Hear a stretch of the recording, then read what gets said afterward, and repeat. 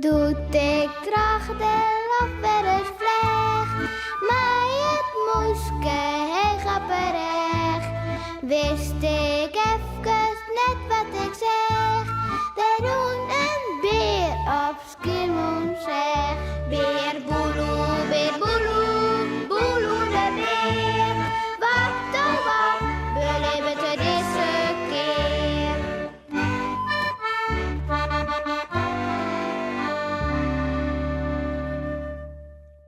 Kekeltjes vertriet. Wist nog dat kekeltje juist er goelend door de borden roem? Beer Boeloe snapte er net volle van. Een kekeltje begon te vertellen hoe Piekje, die het meegenomen wie om vetmesten te worden. Misschien zullen we meer weer. Zei kekeltje te eindje besluit. Beer Boeloe wie er heel mee aan. Ik herinner naar Sepke. Die weet vast hier. Oh, hier mijn lieve Piekje. Daar is er al bij Sipke zijn wijn. Zo, even aanbellen. Oh, dat nou maar thuis is. Wat maakt ik oors? Sipke is likwijls thuis. En even later vertelt Beer Boeloe hem alles hoe Piekje en kekeltje. Nou, en toen zei Kekeltje dat Piekje nou snapt wel mijn om weer voor het vetmesten en zo.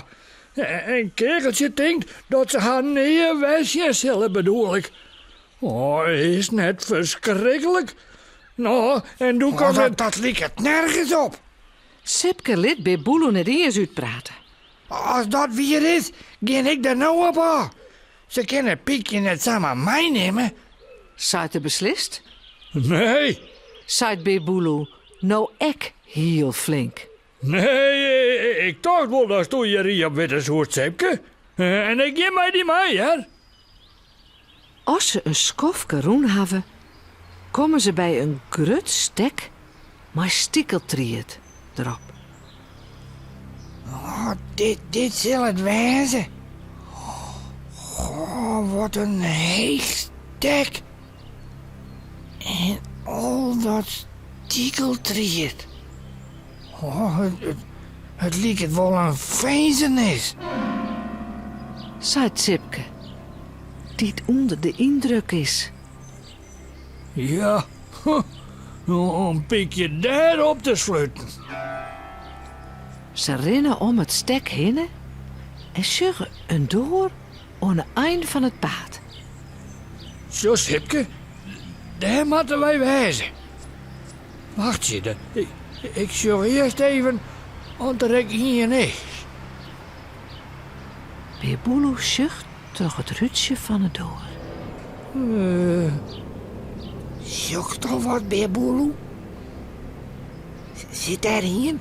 Dat wij je zitten kunnen dat wij van Piekje komen? Tja, ik weet het net, Sepke. Het is juist er ben. Zo het Beer Boeloe en Sipke slagje om maar in te praten? Nou, Mooi. Maar wesjen. Ja.